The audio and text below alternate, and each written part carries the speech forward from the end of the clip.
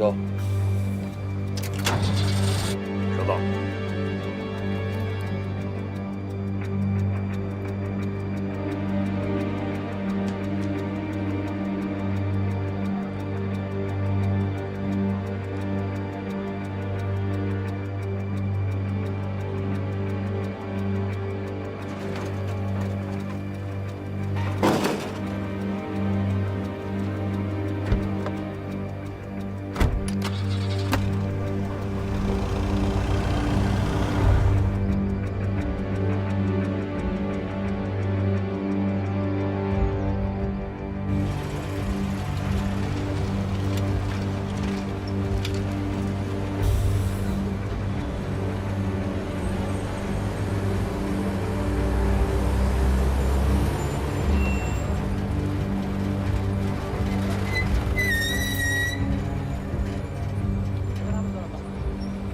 交给你了。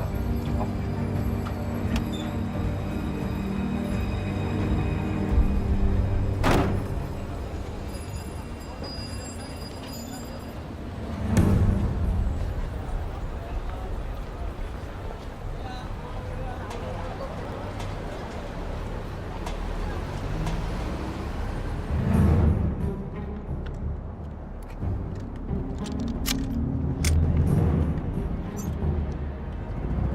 师傅，准备好了。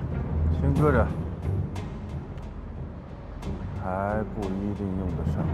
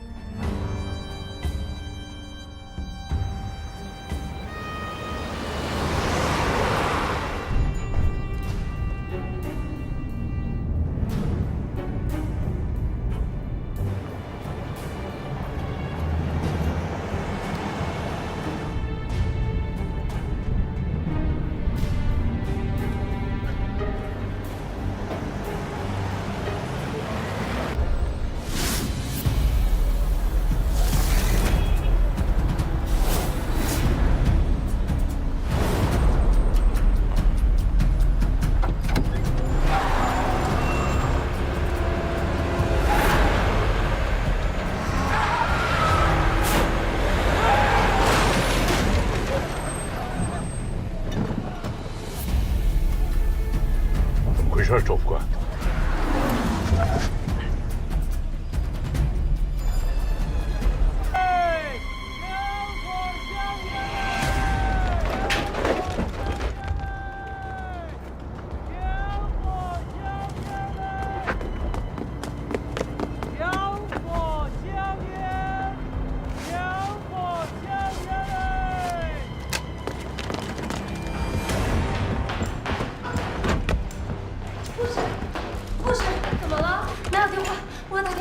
医院的电话刚刚出了故障，现在全部打不通呀。是不是打不通？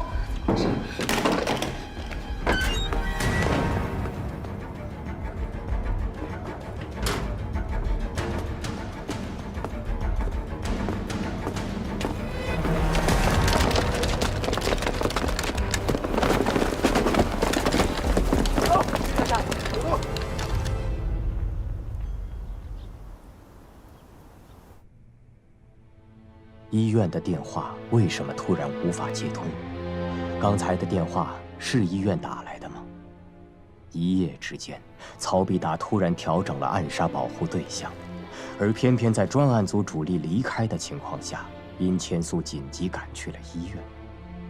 种种迹象让苏文谦嗅到了某种危险的气息，可他已经被专案组停职，就连辞呈都已写好，他还有必要去管共产党的事吗？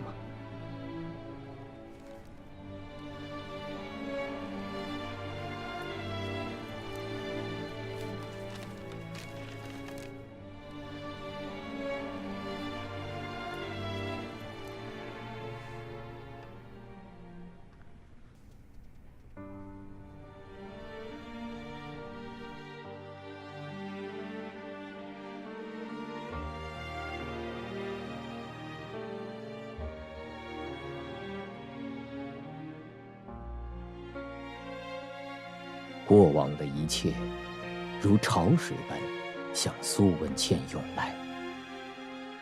他无法用言语来形容自己此刻的心情，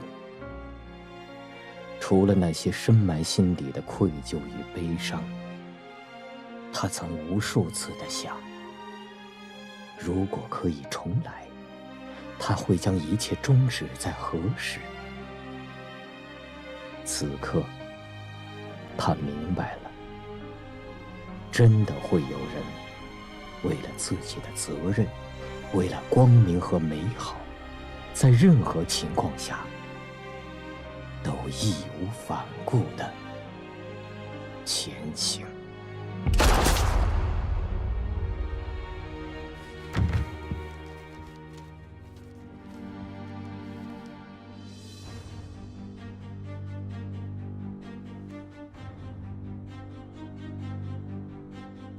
你是不是觉得只要提起杨之亮就会让我内疚，然后我就会尽心尽责地帮你们办案呢？你怎么说话的？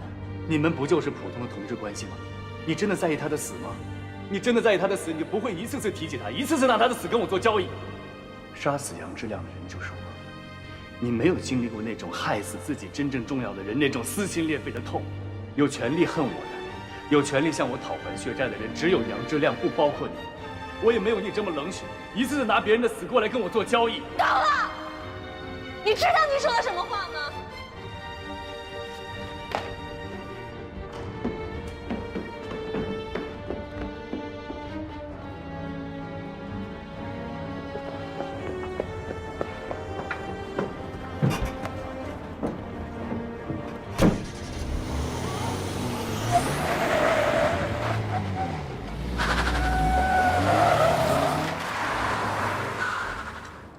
组长，根据核实过了，这个人确实是自来水公司的工人，每天下午来这儿上水。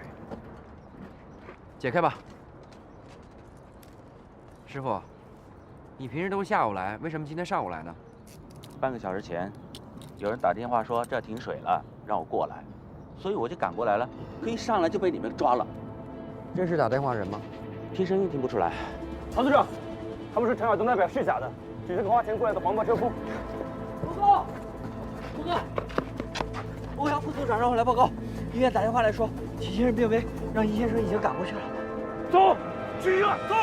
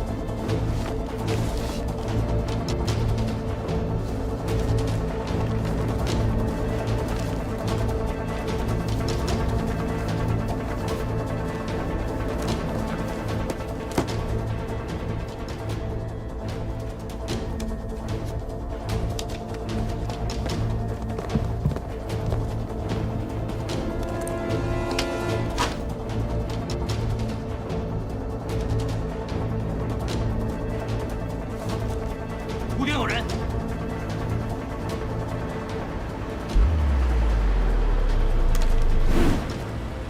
看似极力掩盖，实则每步都恰好留下刚够对手寻找的蛛丝马迹。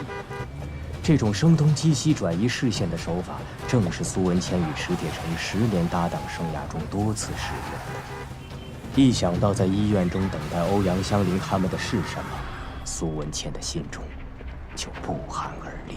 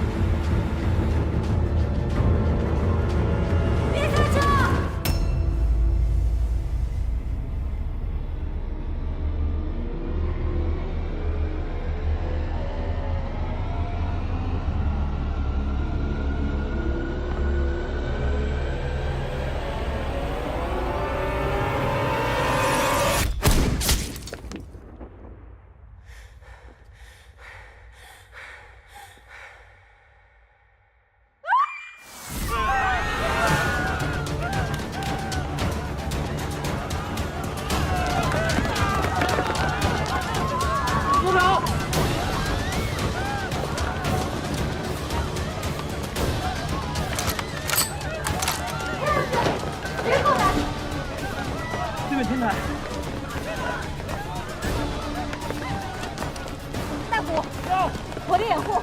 是。老弟子，带一先生上车。是。走。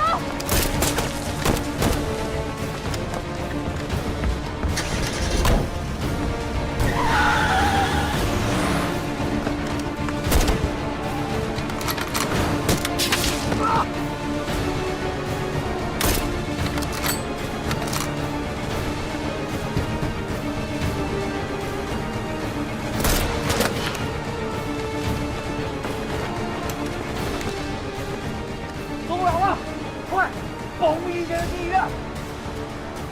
走。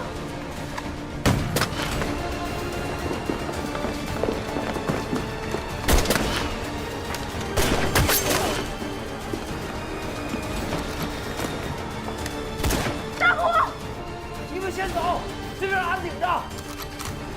走。师傅，目标已进医院。告诉他们留在原地堵住他们，剩下的交给我们。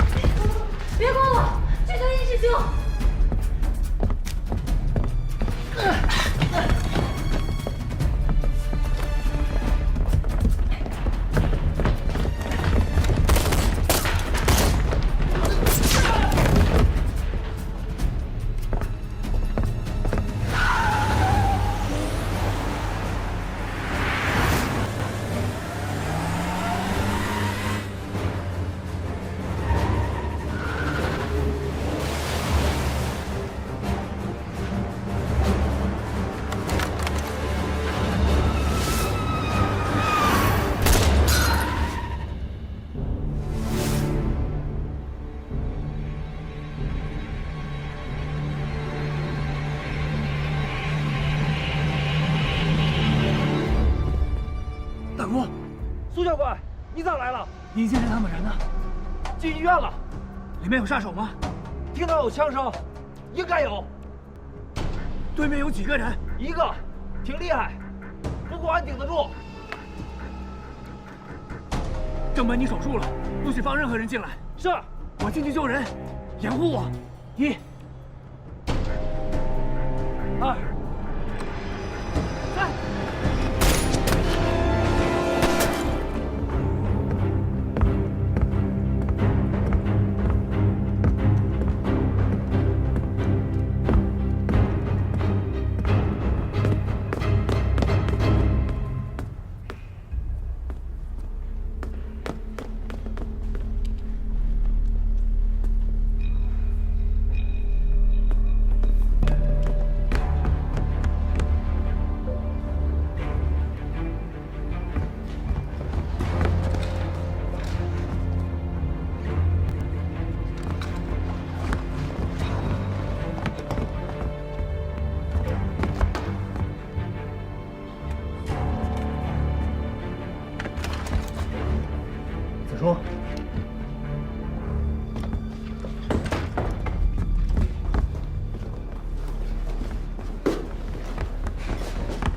叔，文谦，文谦，你没事吧？我没事，快去救尹师兄和欧阳同志，有特务要杀他们。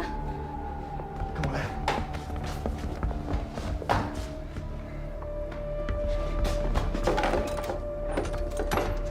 子秋，在房间里等我，哪也不许去。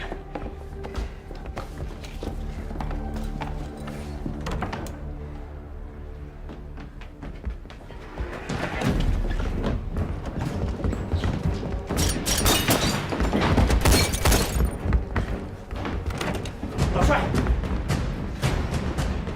老帅呢？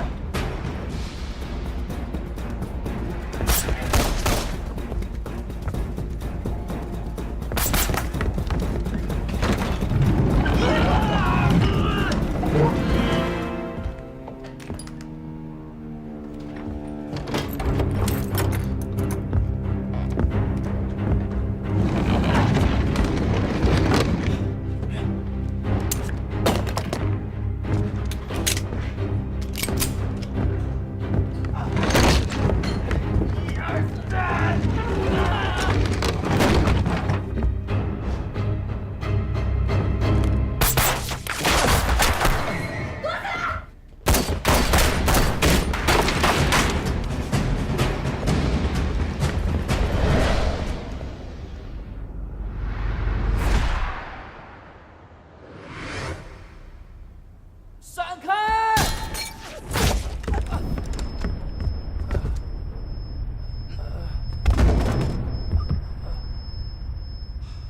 小金子，小金子，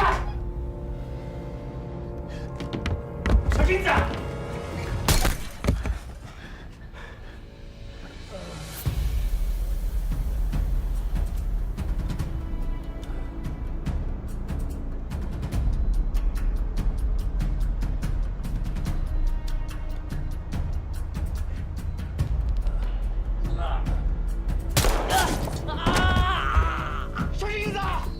李先生，有好东西！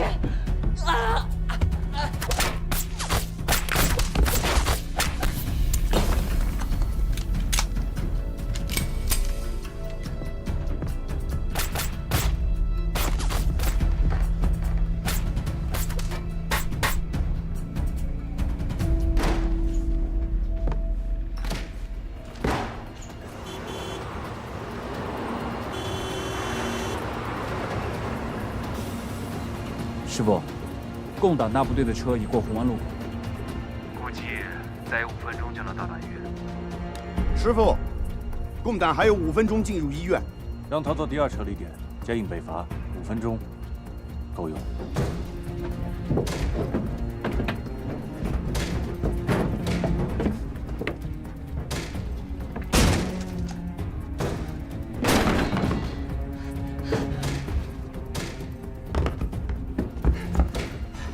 苏长官，小金子别动！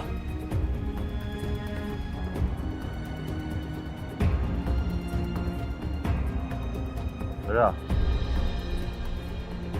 打他脚。是。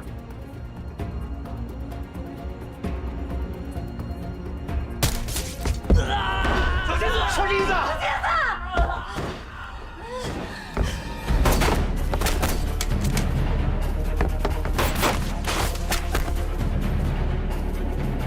不是，把窗帘给我打掉。是。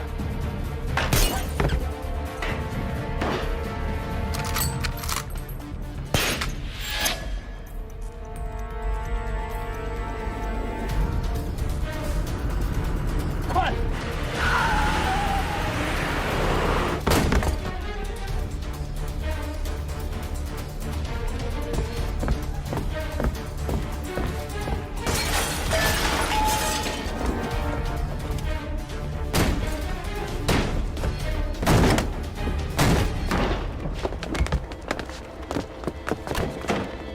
大公，什么情况？对面旅馆1个，医院里头、后头都有枪声。听方向，3楼病房。大公，就在，你们带人包围对面旅馆。是。轿子全一抢来，带人上3楼。是。老三，你们3个，工作。是。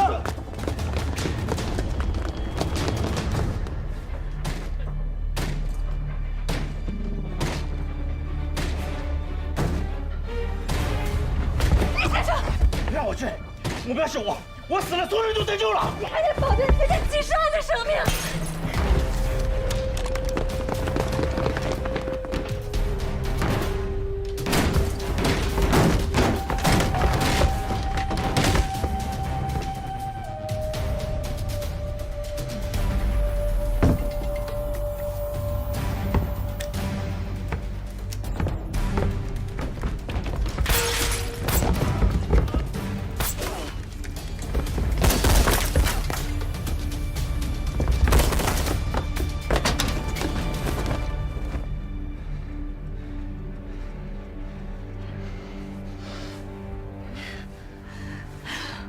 怎么办？我现在不能确定他们的位置。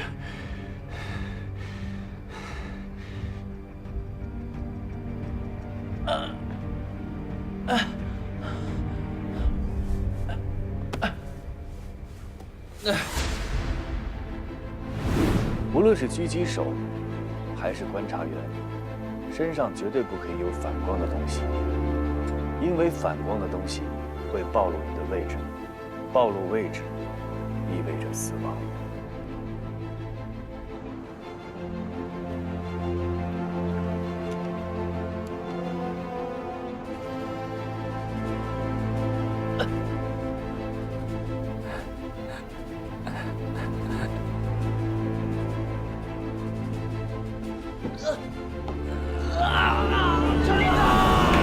小心子！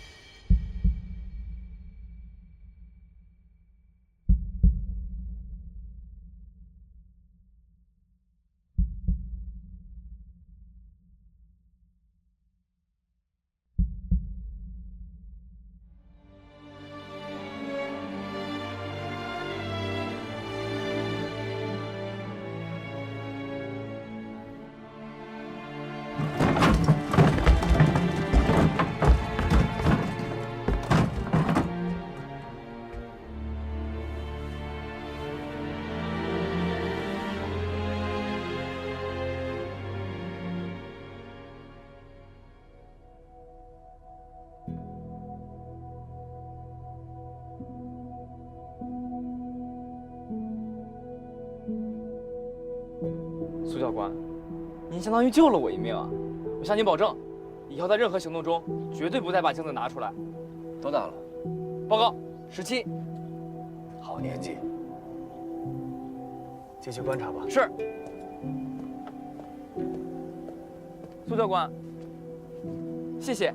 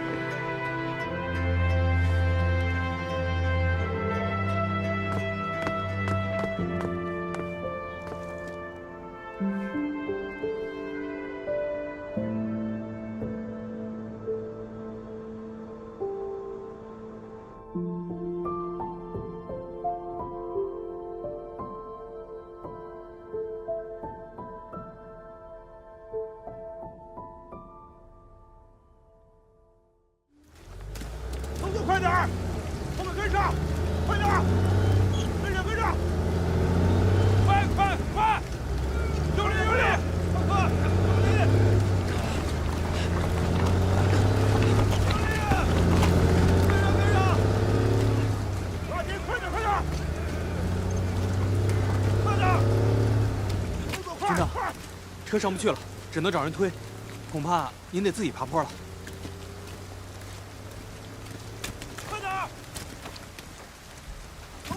快跟上，快跟上，快点！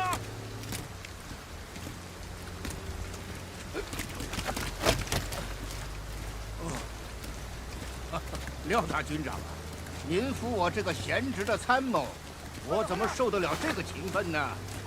郑刚才，这雨天路滑的，军长也是想帮帮您老人家。您看什么老人家的，我有这么老吗？廖军长要是真有这份心，就把这个情留给受得起的老人家。庄老，庄老，廖军长的情分您不受，我搭一把手，您就别拒绝了。钱参谋长啊，那就有劳你大驾了。钱爵是晚辈，我应该的。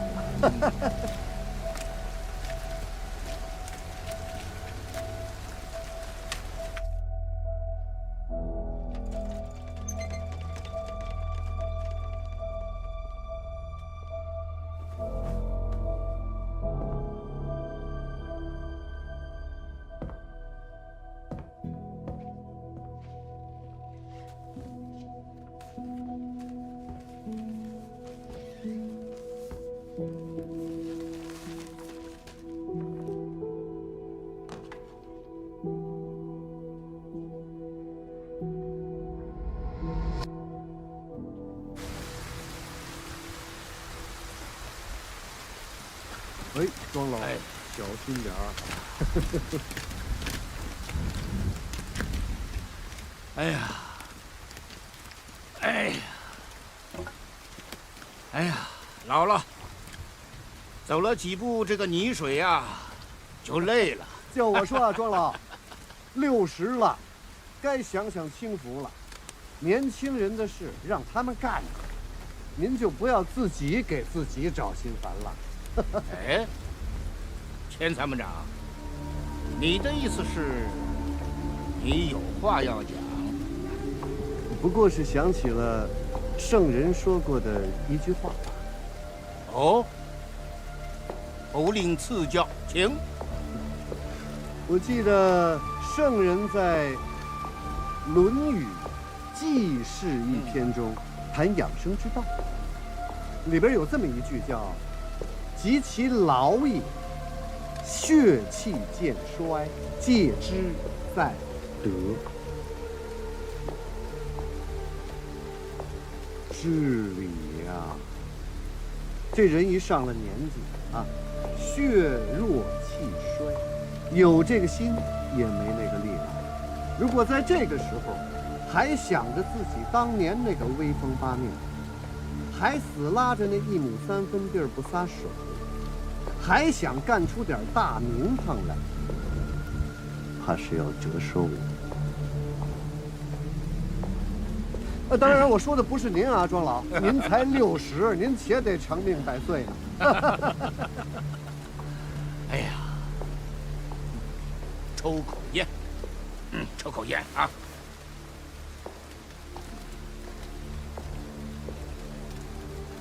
我来，我给您点上。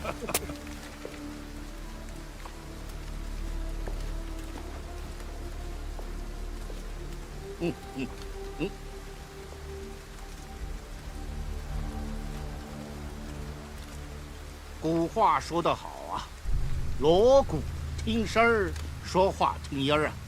您这话中话里好像是在说，还有像我这种老不死的，早就该去钉上棺材板子，是这个意思吧？不是这意思。哪怕他到了7老80，只要他识大局、懂事理、知进退，那就应该扶入东海，收复南山。就说眼下，廖军长，他就年富力强，血气方刚，像那些指点江山、建功立业的重担，就应该交给他们这样的党国中流砥柱去担。至于旁的人，不管是庄老您还是更老的老前辈，老都老了呀。如果说还是这样要逞这个强，要操这个心，恐怕除了碍手碍脚，落不下口。钱参谋长，您这是满腹经纶，倒背如流啊！想必你应该知道，您刚才引用的那一句话之前，孔夫子还有另外一句：“哦，以其壮也，血气方刚，戒之在斗。”年轻人嘛，是血气方刚啊，能干也不是假的啊。可是呢，就是比较容易好勇好斗，做事冲动。万一给人当枪使，那可就要吃大亏了啊！我们这种老不死的，说个真格的，看事啊，还是看得比较透彻。不过呢，也就透彻多了那么一丁半点儿。当然了，话也说回来了，有哪个老爹呀，辛苦了大半辈子，挣了1亩3分地儿，怎么容得下别人从自个儿儿子里边坑蒙拐骗去？所以呢，哪怕是留条老狗看家，也能够看家看门，帮着忙，防点贼嘛。哎，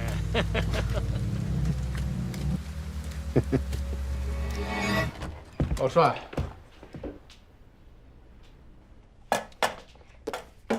我跟你说了多少遍，东西不要乱放置。这个脂肪大金一直要用的，我找了老半天了。是，我下回注意。老帅，咱先吃药吧。请稍等。您好，松江电话局。喂，是秦公馆。老帅，谁啊？是殷先生，说找您有要紧的急事儿。我不认识什么姓殷的。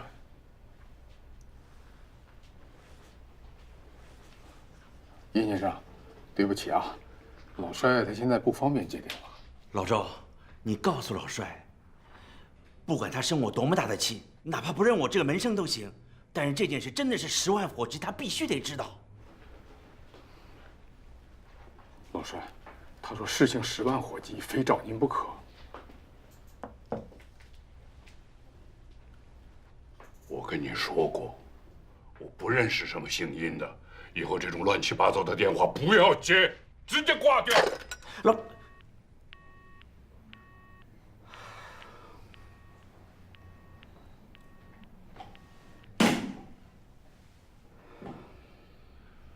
署长。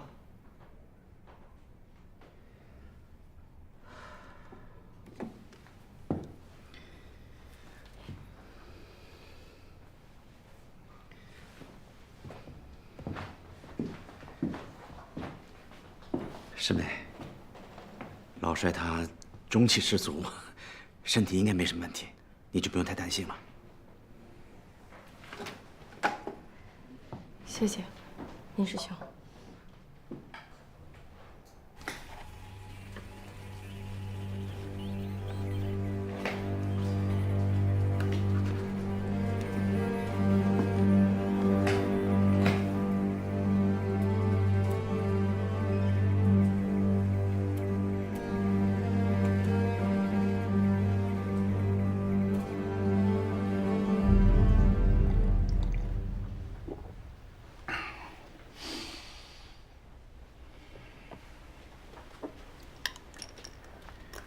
其实殷先生对您也算挺尽心的。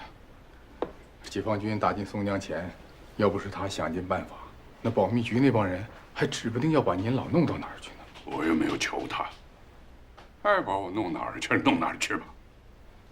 一把老骨头了，哪儿的黄土不能埋人呐？还有，门口抽着那些共产党的兵干什么呢？就把这当牢房吗？人家也是为了您的安全着想。我不需要，让他们赶紧撤走，少在这儿碍我的眼。人家知道您不准他们保护，所以就站到了大街上，又没进家门。这松江，如今可是共产党的地界儿，您还能不准人家在自己家的地界上，是不是？以后这个窗帘我拉上。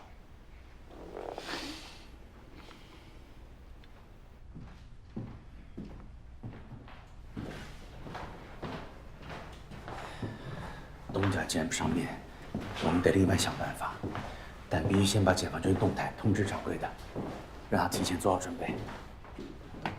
我已经请专案组的同志去帮忙取电台了，估计还要一会儿才能到。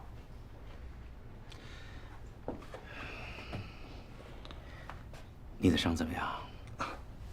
没事，署长，一点小伤，接发电报还是能撑得住。那就跟专案组说，这几个小时为了安全，我们就暂时留在医院，至少要等到掌柜的回电再说。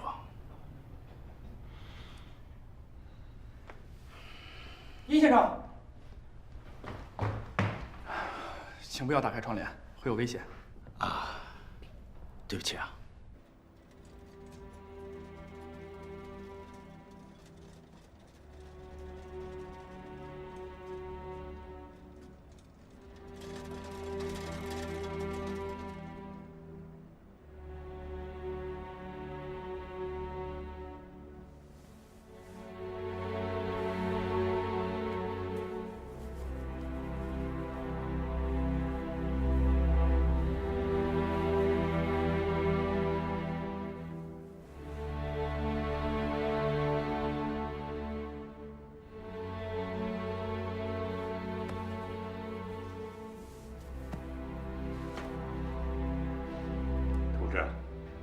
平时我们这个小同志挺注重仪表的，能不能麻烦您了？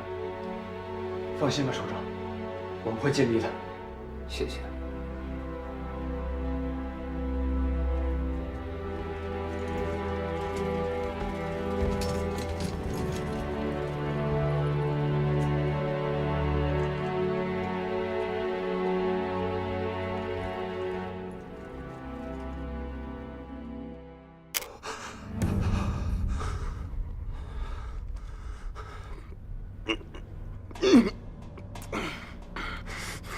郑鹏，过来帮忙。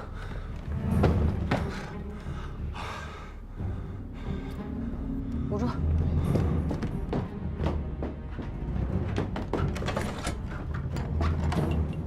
任务还没完成，就那么几只青霉素，得留着救命啊！师傅，和尚的眼睛再不消炎，会感染的。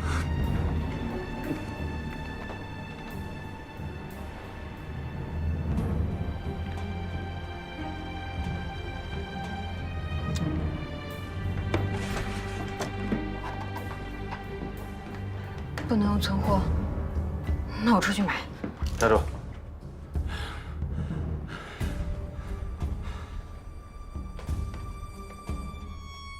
现在能买到消炎药的药店，全都是共党守株待兔的店。为了一个瞎了眼的废人，要把自己也搭进去吗？记住，任务还没完成。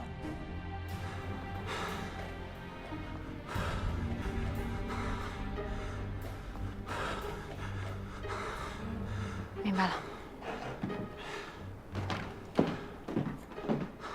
已经和全市的医药行业都打过招呼了，严格控制抗生素的销售，特别是那些购买大剂量能够治愈严重枪伤的人，我们一定会追查到的。普通消炎药也要凭伤情购买，以防敌人化整为零，拼凑药品。是，局长。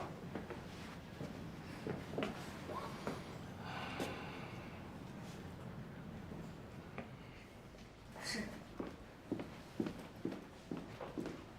什么事儿？说吧。局长，我请求组织上给我严肃的处分，撤销我专案组组长的职务，降为组员。如果不行的话，把我开除出专案组也可以。这么想撂挑子？我不是要撂挑子。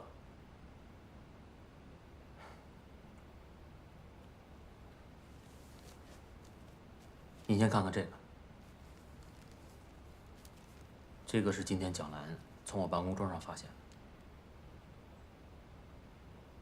局长，这次事件责任在我，是我上了敌人的当，判断错误，我不该用常规的侦查手段应对水母组。苏文谦曾是水母组的一员，对水母组的行动方式更了解，他的判断更有参考价值。通过这次的事件，充分证明了苏文谦才是城市反暗杀技术最丰富、能力最强，也是专案组最不可或缺的专家。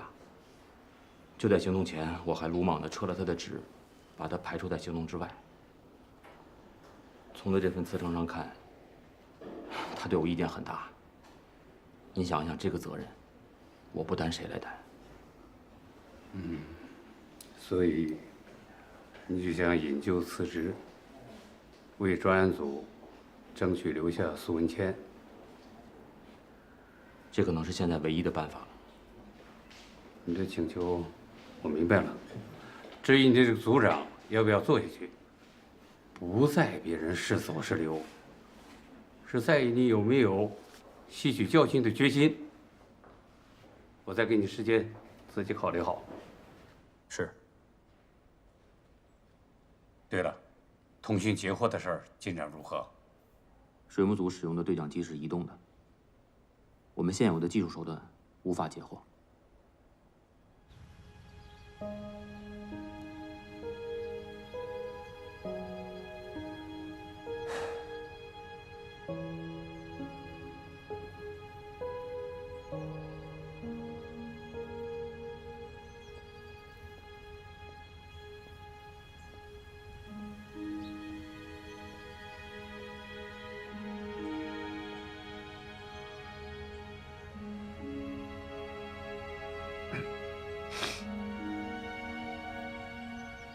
下午2点，医院太平间举行小镜子的告别仪式。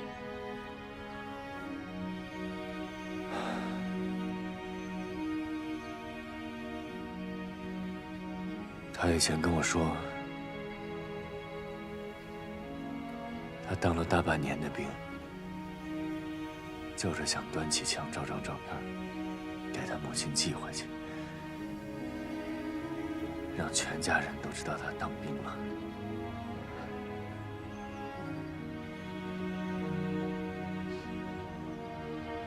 都是我不好。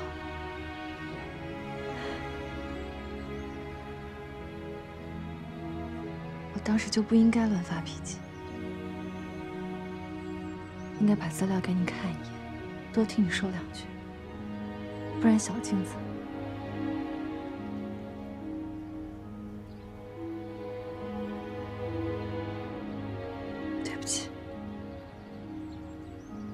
苏教官，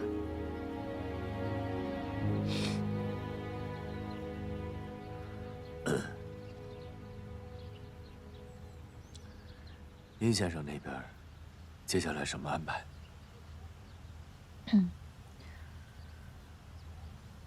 暂时留在医院，等举办完小镜子的告别仪式。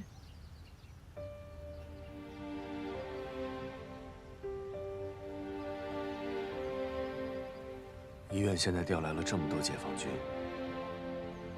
是不是暂时不用专案组保护他们了？局长的意思是让大家放几个小时假，调整一下情绪。哦，秦老先生也已经出院回家了，那我们对秦老师的保护就不方便再用原来的理由。不用了。不用了。子舒他们应该不会有什么危险。之前是我想多了。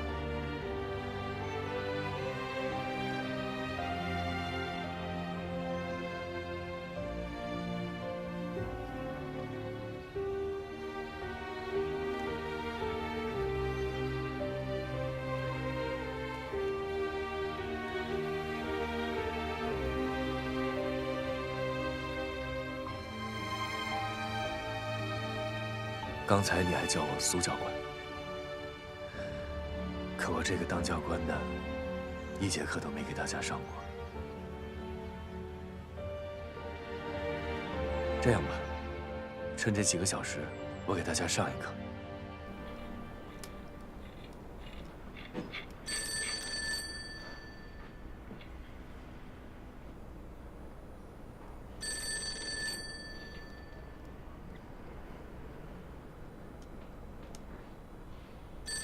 都聋了。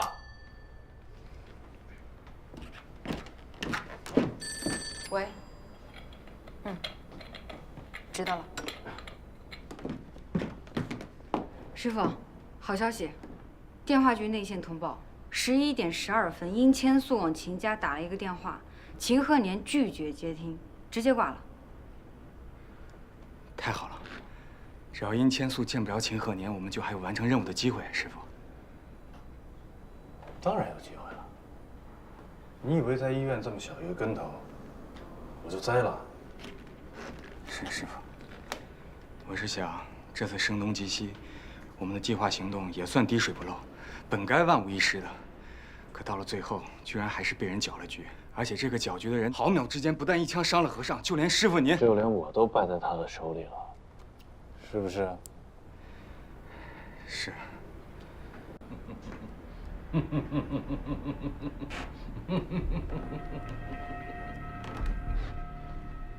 你是不是武侠小说看多了啊？你还真以为这个世界上有可以先伤了和尚，再抢我先手的人啊？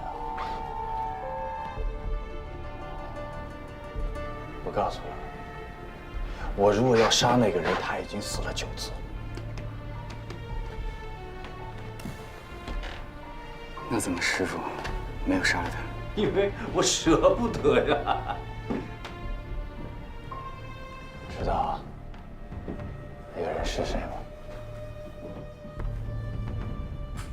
苏文谦。师傅，他不是已经死了，是不是？我也以为他已经死了，真的。 害得我白伤心了一场，可是就在医院后头，我在瞄准镜里清清楚楚地看到，他就这么端着枪，拼了命地找我的位置，冲着瞄准镜里开枪，那个劲儿啊，活蹦乱跳的。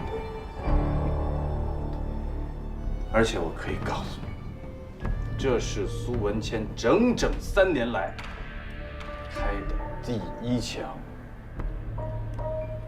和第2枪。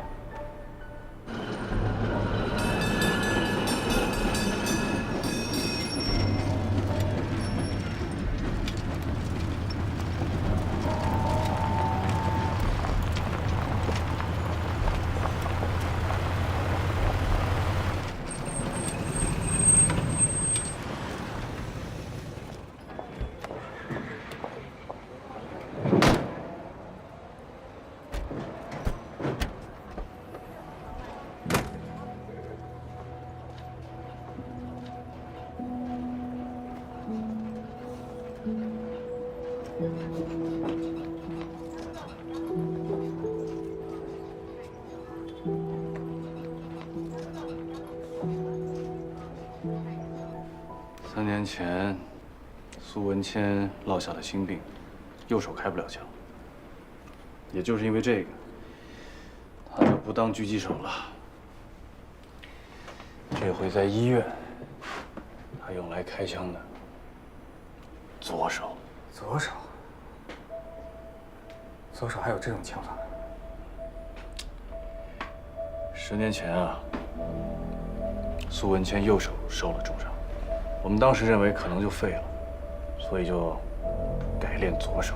可是没想到他运气好啊，右手不但养好了，左手也练成了。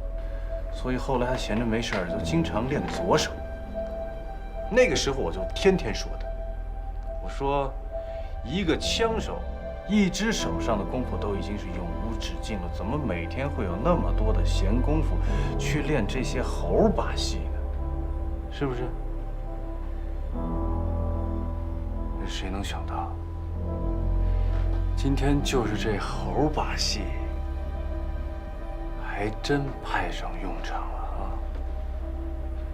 可这也未必能证明他3年没有拿枪了。而且这2枪水平如此之高，高什么高啊？这比他左手的正常水平差远了。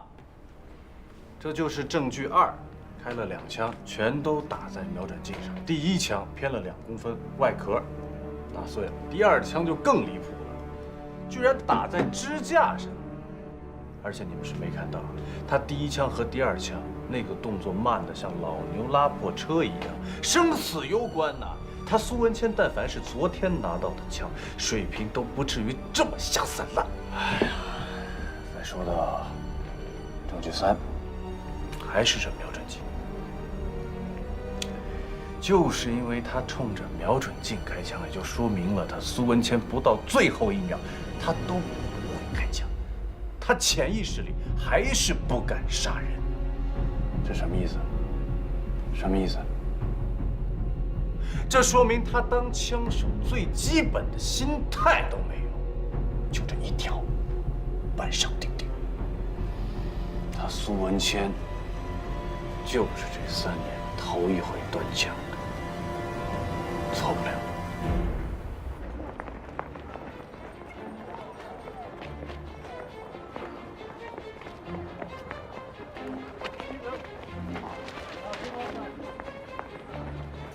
3年前，就在我们身处的位置，水母暗杀组实施了一起非常特殊的狙击刺杀。这个案子在外界一直是未解之谜。刚才来的路上，曹组长应该已经把基本的案情给你们介绍过了吧？那好，我们今天的第一课，就是请大家分析和破解水母暗杀组的作案手段。最重要的是，要从中找出一个狙击手最应该遵守的准则是什么。现在是11点55分，5分钟的时间，观察现场。根据资料，这里就是死者被刺杀的具体位置，对吗？是的。单导分析，子弹是从这个方向过来的。没错。奇了个怪了，那儿明明就是一堵大墙啊！子弹从哪儿变出来的？找。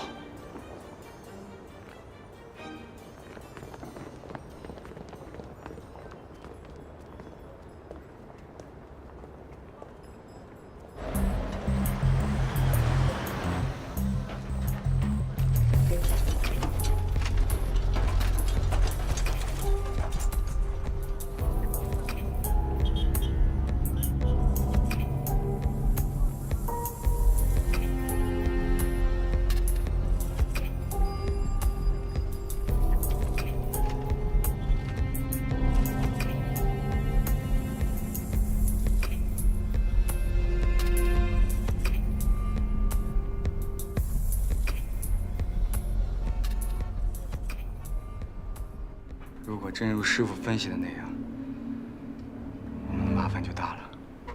为什么？医院刺严之后，共党对殷千素的保卫肯定会更加严密。而现在又多了苏文谦，他可是最了解我们的人。他现在又拿起了枪，和共党一条心来对付我们。任务还怎么完成？不是，你怎么知道他就会重新拿起枪？你怎么知道他就和共党一条心了？他都已经冒死帮共产党救殷千素，朝我们开枪，这难道不能证明吗？医院这2枪，不过是枪口之下被逼无奈。兔子急了还咬人啊，是不是？你要是说因为这个他就可以放下3年的心结，重新拿起枪，我看不会。你要是说因为这个他就能和共党一条心，那更是八字没一撇。为什么？因为昨天晚上的障眼法没有被完全识破，苏文谦的话，很可能会发现破绽，识破我们的障眼法。所以至少在今天医院出手之前，要么师叔不肯帮共党，要么共党压根儿不相信师叔，二者必居其一。也许两条都有呢。可他毕竟今天帮了共党的大忙，共党也有可能因为这件事而相信他。这么说来，我们只能希望苏文谦放不下过去的心结，不肯继续拿枪了。一个个没用的废物！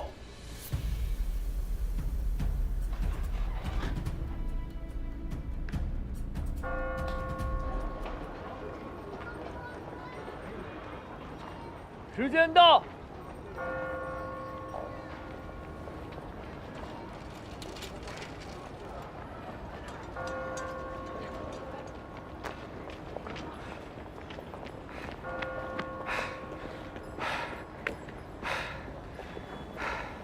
俺没想出来，会不会弹道分析出错了？不对，有一种可能，子弹拐弯。怎么拐？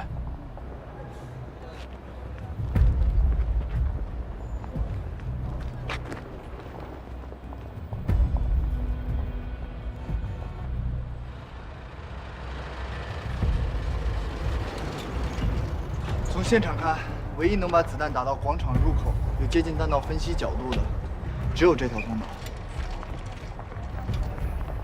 如果枪手从那边射击，子弹到达广场入口后，击中坚硬物体，就有可能发生跳弹，改变射击角度，击中死者。根本就不可能嘛！这谁想不到啊？那跳弹，他压根儿就没个准儿。来，你看，枪手要是从那面，他也看不见死者的位置，他怎么知道子弹该往哪儿跳啊？不光是位置，还有时间。枪手又没有透视眼，他怎么就知道在那个时间死者刚好就到那个位置？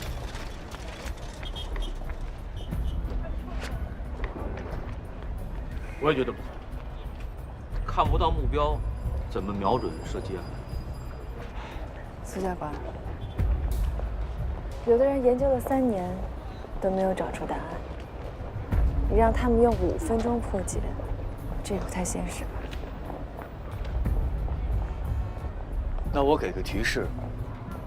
刚才曹组长说，看不见目标，就不可能瞄准和射击。你们都认可吗？那还用说？我的提示是，瞄准和射击，其实并不是绝不可能拆分的技术过程。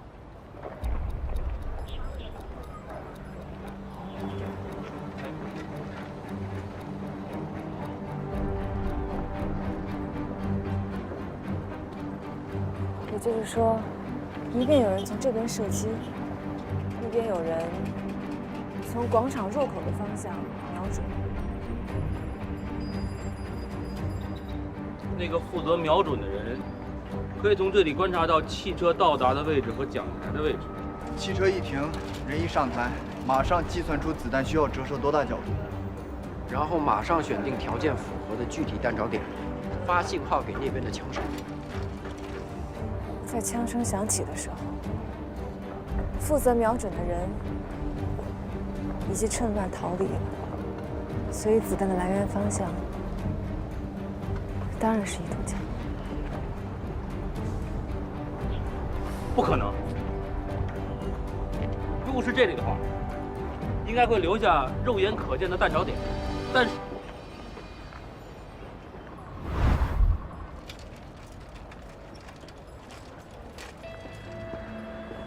不可能，柱子是圆的，折射角度不好把握。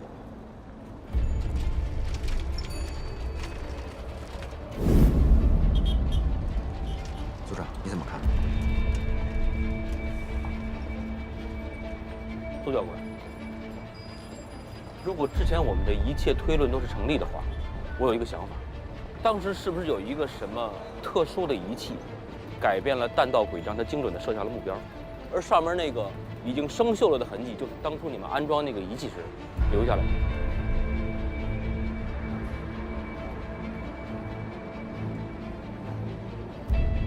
完全正确。我们要求和平，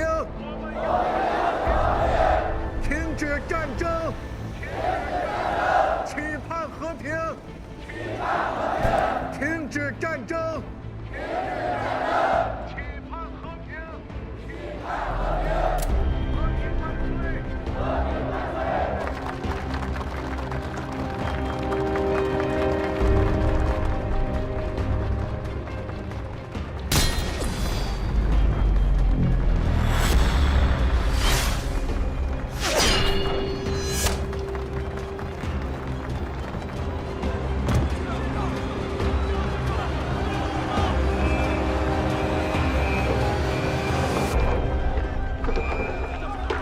3年前的弹着点，就是你所说的那个位置。成功破解。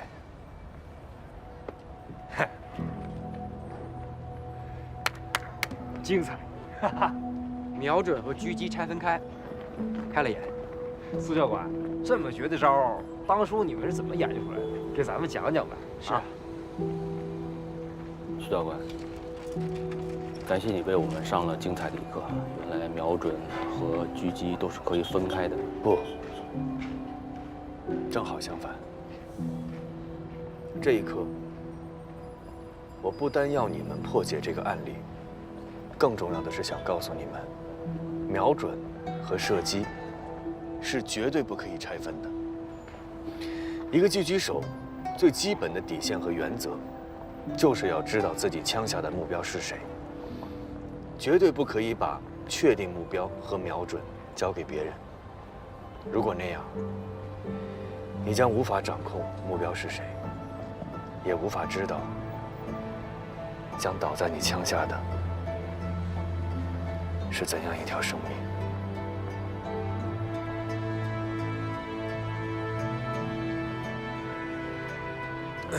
那好吧，苏教官，今天的课就上到这儿吧。老三大鼓秀才，你们3个跟我回医院继续完成殷先生的安保工作。欧雅，现在离小镜子的送别仪式还有2个小时的时间，你们不用那么急着回去。走吧。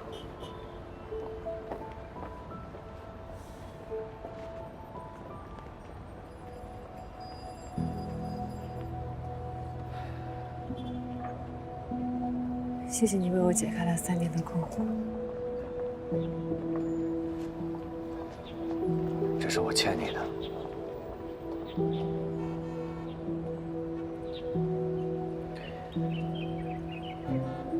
如果还想继续听我说下去，咱们换个地方。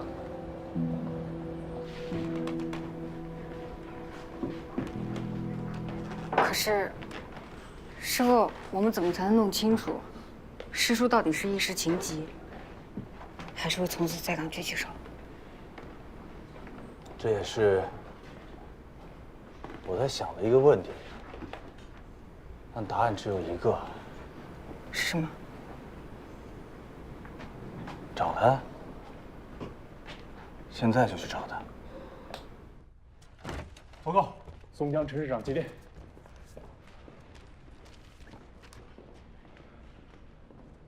情况怎么样？殷千素已经发电，要求唐思远拖延行程。可唐思远只说了一句：“尽量努力。”尽量，那就是没有十足的把握了。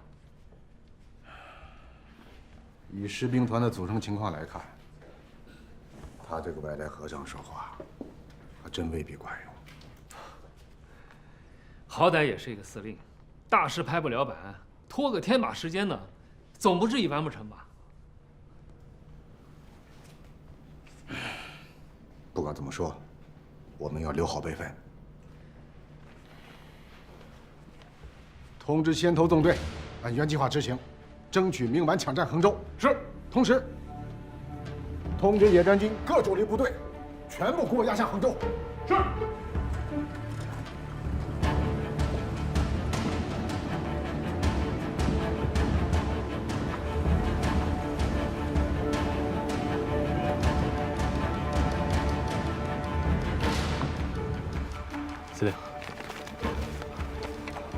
还在想办法。还在想办法。之前不是说的好好的吗？拖，我能拖到什么时候去啊？啊？催，给我继续催，今天之内必须给我找到东家。是。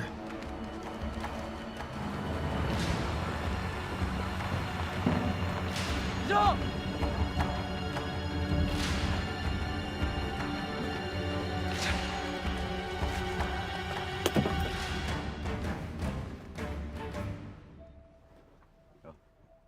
前参谋长，司令，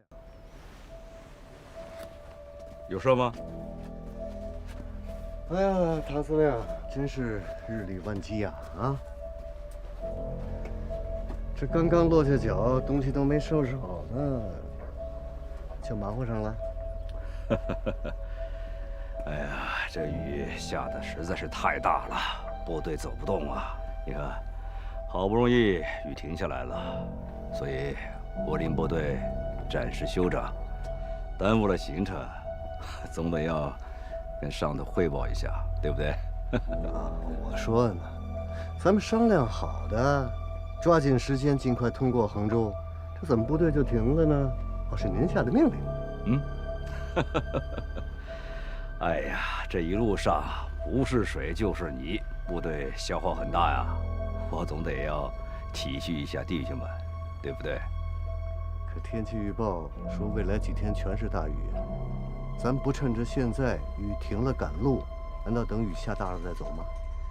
天气预报就那么准呐？再说了，你不是也说过吗？共军离衡州还有4、5天路程，耽误1天半天的，应该没什么问题。哎呀，这是我的不是了，我太乐观，我误导了司令。不过现在我接到国防部和华中剿总的联合急电，据空军侦察，共军先头纵队3万人距衡州已剩1天路程，因你部是目前距离衡州最近的部队，着令你立即出发，昼夜兼程，火速救援衡州。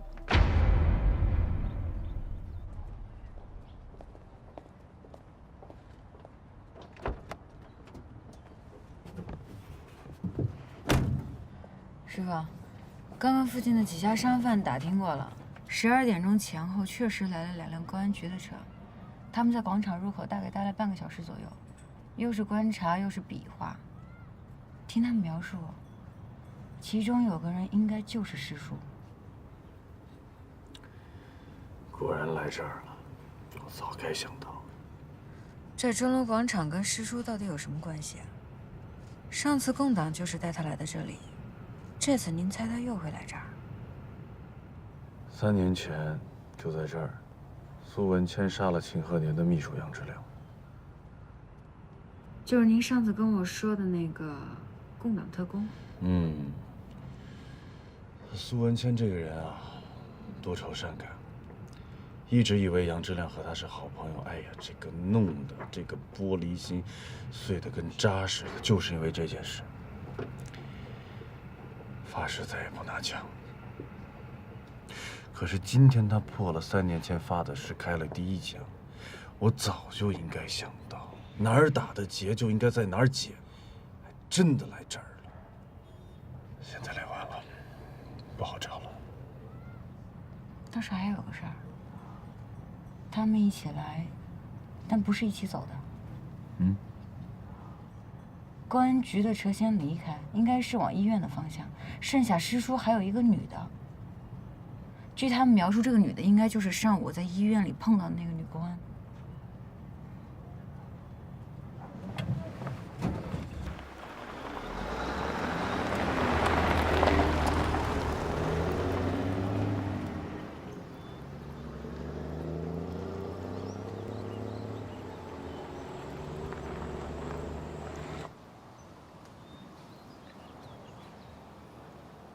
他下葬以后，我只来过1次，来挂上答应送他的木雕小鱼。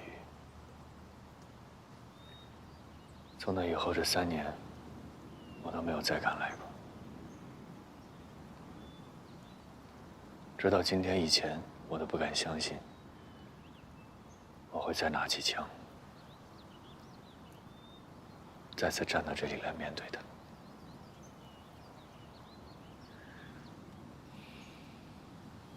你知道我是怎么当上狙击手的吗？怎么当上的？这段经历，我只跟杨志亮说过。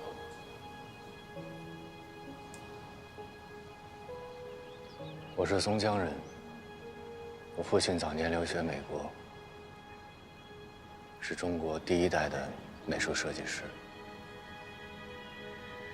所以小时候我家境不错。大家都管我叫苏少爷。我很小就认识池铁城，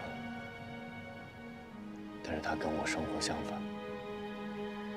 他是个孤儿，就在我们家附近那一带流浪。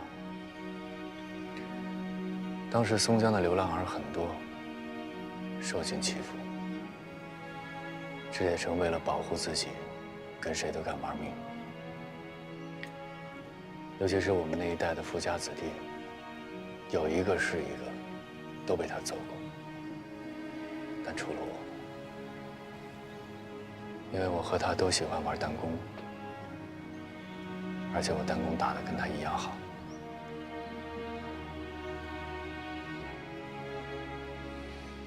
128事变以后，我当时14岁，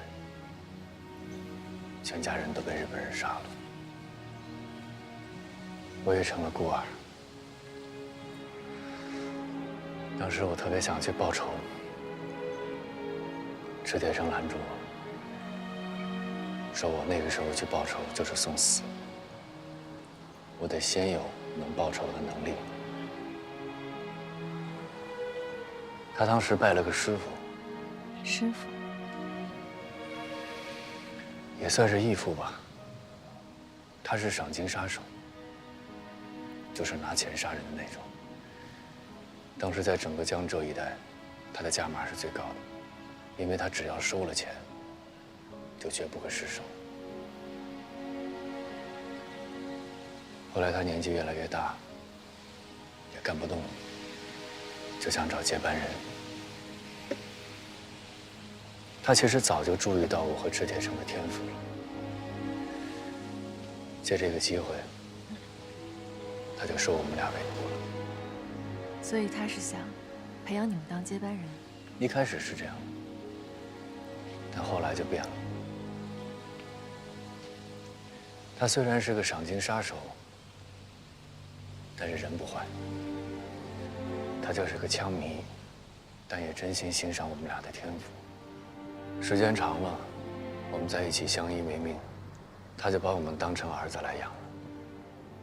我们也都叫他老爹，他在我们心里也确实跟父亲一样。那后来呢？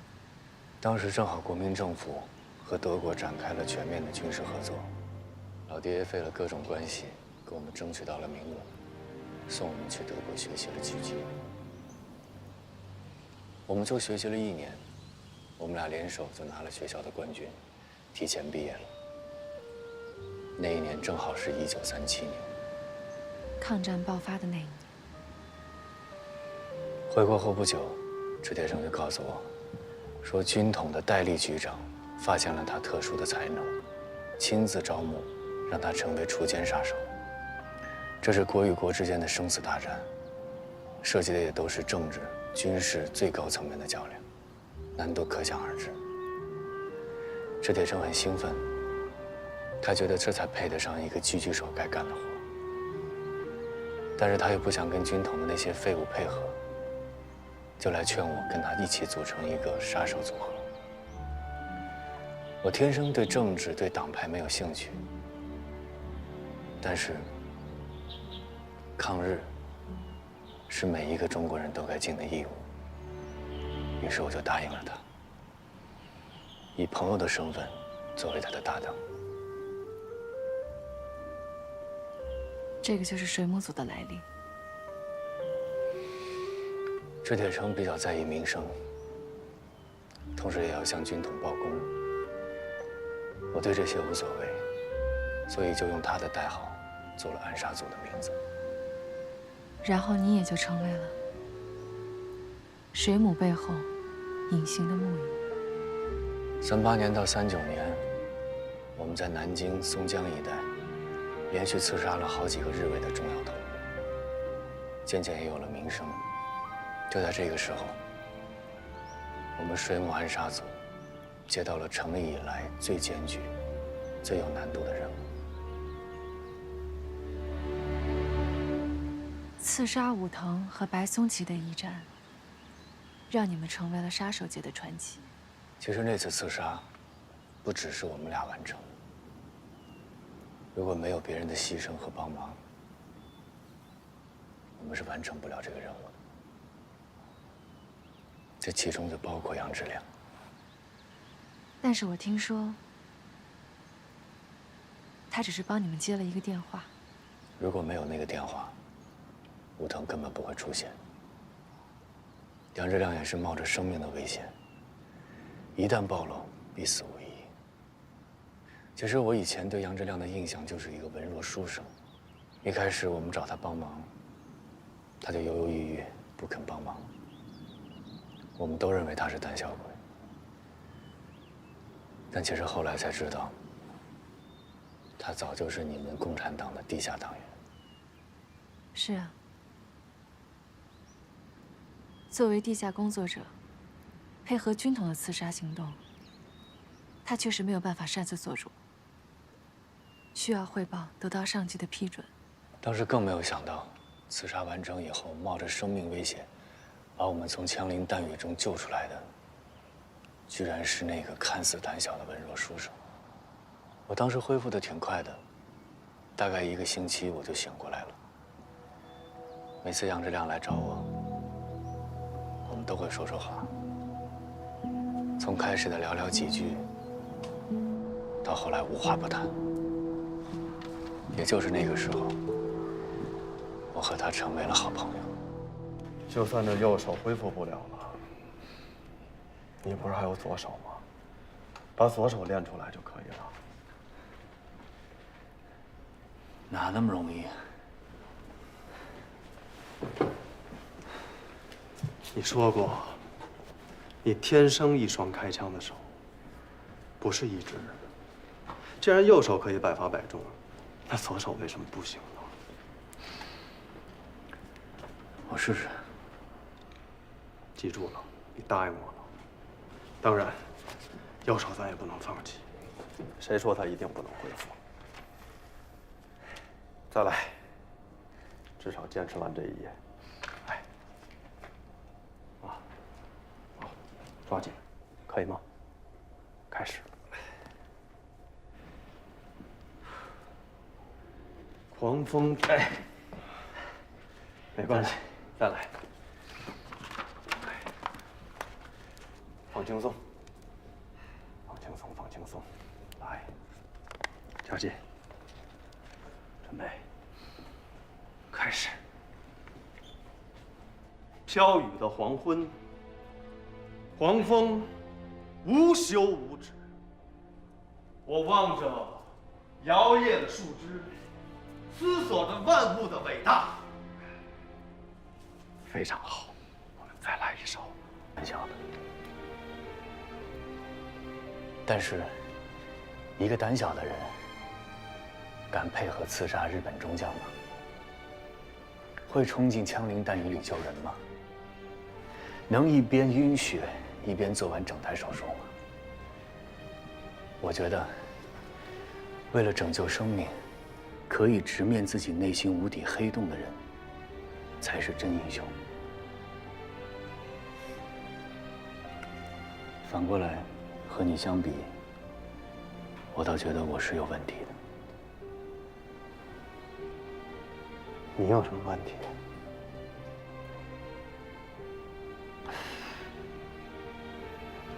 其实我的问题，我跟谁都没有说过，包括他。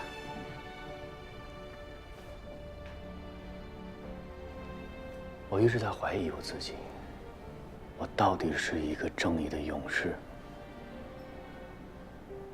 还还是一个只喜欢杀人的魔鬼。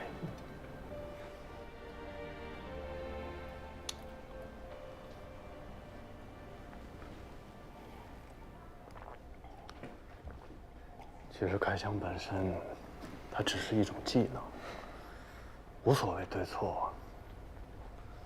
就像教书之于先生，写作之于文人，治病之于医者一样。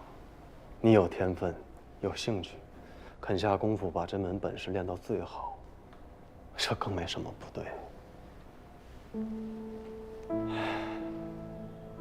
真正的对错，是你的枪口要对准谁，是你能不能分清楚你针对的目标。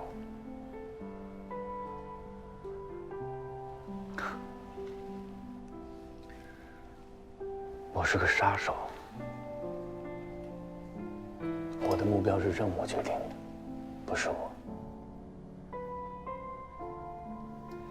他也老是跟我说，一个狙击手的枪下只有任务，没有情感；只有目标，没有善恶。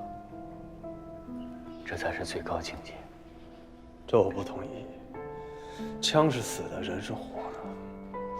在枪口下，或许每一个目标只是一个抽象的任务，但在人的心里，怎么可能没有情感？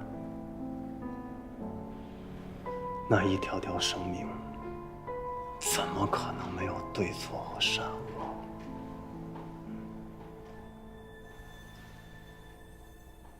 那你说，我该怎么做？不要问目标要除掉谁，但你的心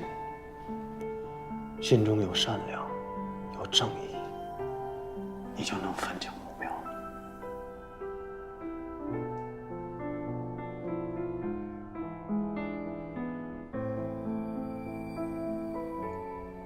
心中有善良，有正义，我就能分清目标。你说的真好。从今以后，我一定会分清我枪下的目标，绝不枉杀任何一个无辜。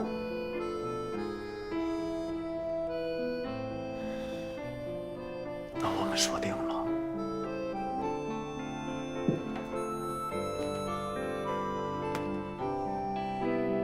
我答应你。从那以后，我就不再一味地听从池铁城的安排。每次任务之前，我都会认真地调查目标背景，核实目标情况，再做决定。池铁城因为这个很不满意，也不开心，但我还是坚持。可我没想到的是，我唯一一次的大意，杀的偏偏是杨志良。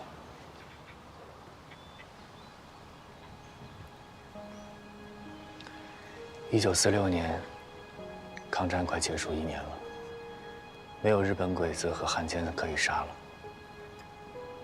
我这个狙击手一直无所事事。后来我改行做了木雕，这是我除了狙击之外唯一会的事情。就在那个时候，池铁城又来找我，要我帮他一个忙，除掉一个叫韩生明的目标。韩生明是谁啊？为什么要除掉他？池铁城说他是中统派来打入军统的内线，中统军统本来就是对头，窝里斗得厉害。抗战结束以后，他们斗得就更厉害了，到了你死我活的地步。军统、中统要合并成保密局，为了争取保密局的控制权，两边什么手段都使上。那段时间，搞得人人都自危。这种窝里斗的事儿，我根本不感兴趣，也不会参与。可是池铁城跟我说，韩生明想要趁着松江反内战群众集会刺杀秦鹤年，再嫁祸给军统，想趁这个机会搞垮军统。以秦鹤年的资历和威望，如果韩生明真的既是军统身份，又是中统内线，以这招来搞垮军统，确实很毒辣，也很管用。所以你是为了保护秦鹤年，才答应赤铁城的？不光是。那还是因为什么？因为这次行动的挑战性。赤铁城跟我说，军统虽然掌握了韩生明的中统身份，但是拿不出证据，所以表面上韩生明还是军统的人。如果明着杀，只能落人口实，弄成一桩无头公案。因为这个，赤铁城提出了拆分瞄准和射击，实现子弹折射的刺杀创意。这个创意太独特，一下子吸引住了我。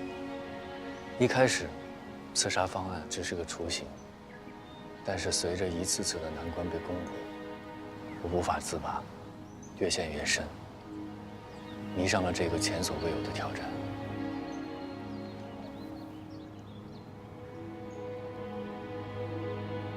但是我在这个案件的所有资料里面，并没有发现相关韩生明的任何线索。根本没有什么韩生明，这一切都是个幌子。赤铁城要杀的就是秦鹤年，他知道我是不会干的，所以才编造了一个不存在的目标。那你就没有去核实这个目标？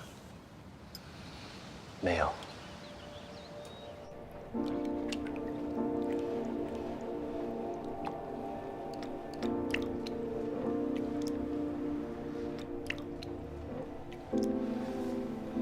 老爹，这次事件实在是太紧了，任务难度又大，我还有好多事情要准备。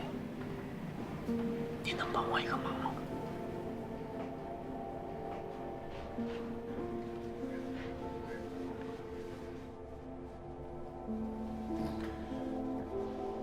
韩生明的情况，我去帮你核实。谢谢老爹。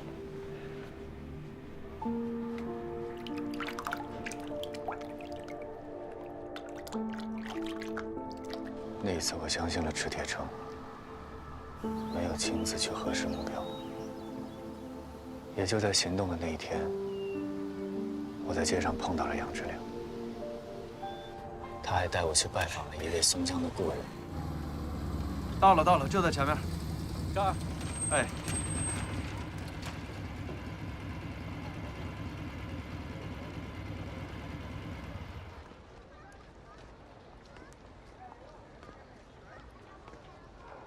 住这里啊？啊，走吧。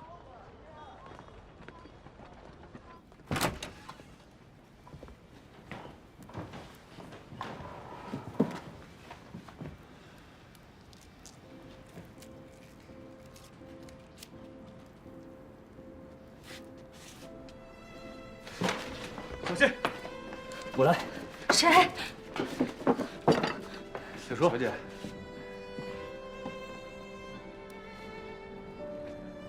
杨秘书。哎。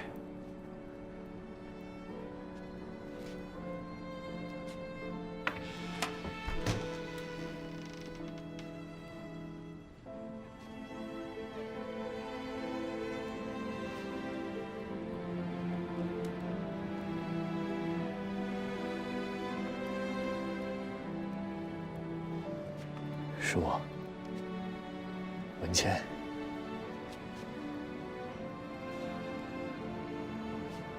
然后我们就在一个咖啡厅里聊了很长时间。那个时候，他也知道我是有任务要来松江。刻的真不错，比以前有长进。说不定将来还得靠这手艺混饭吃呢，可不得下点功夫。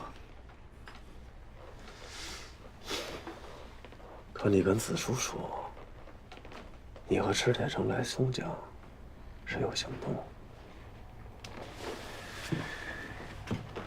那是他的行动，我就是来帮忙的。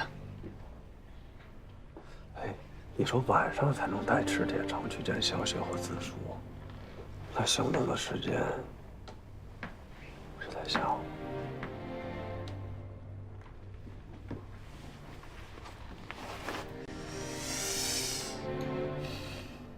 你了解我们的规矩，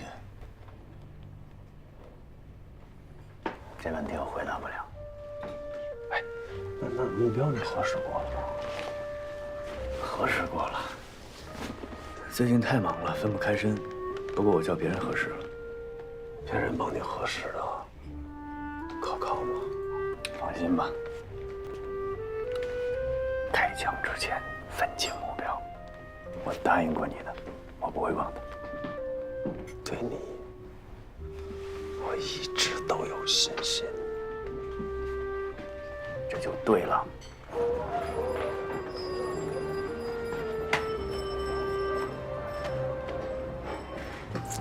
哎，走了。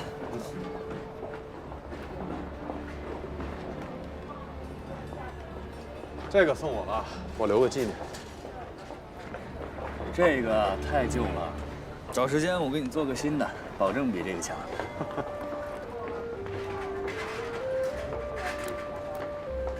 苏文谦，记得你答应我的啊。放心吧，保证完成任务。走了。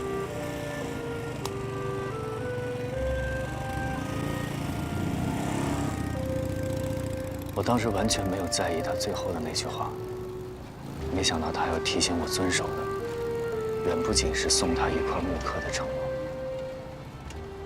如果我当时说出行动，后来的一切都不会发生，杨志亮也不会在2个小时后死在我的枪口下。我一直都不明白，为什么那天下午他会去钟楼广场？他怎么知道目标是清河年？ 他既然知道，为什么不事先提醒我，反而代替秦鹤年走到了我的枪口下？这个问题困扰了我整整3年。原来杨志亮在跟我告别的时候，只是隐约地猜到了池铁城的目标可能是秦鹤年，所以没有办法跟我核实，也没有办法提醒我，他只能紧急地联络了你。 海鸥，也是你帮他查到了这份绝密的刺杀计划。但是你也没有想到，他会代替秦鹤年走到我的枪口下。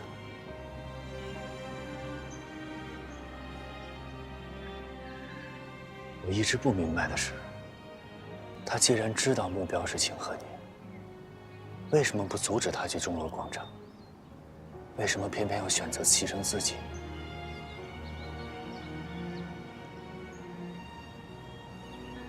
我想，是因为他遇见你，因此猜测这场自杀纯属巧合。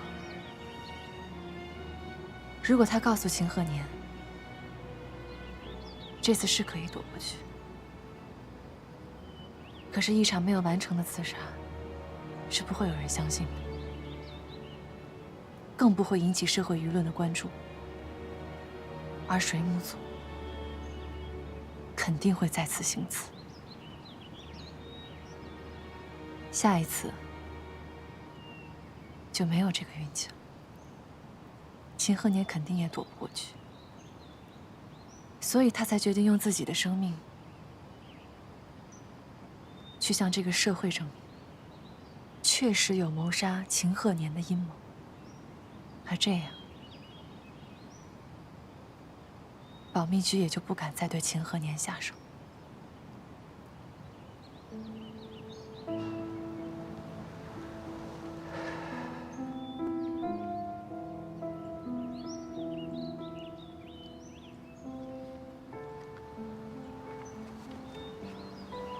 我以前一直不明白，为什么你会那么了解水母暗杀组，了解木鱼。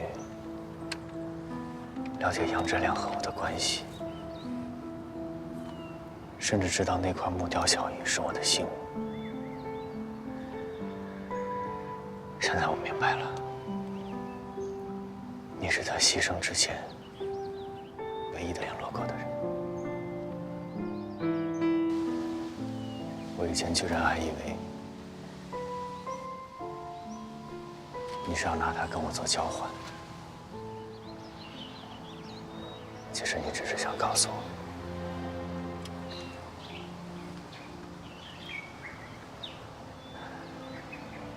他知道走到我的枪口下，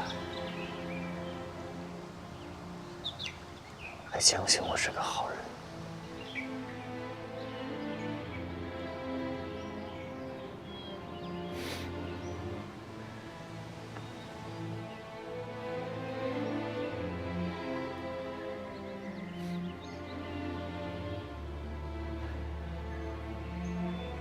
他也是个好人。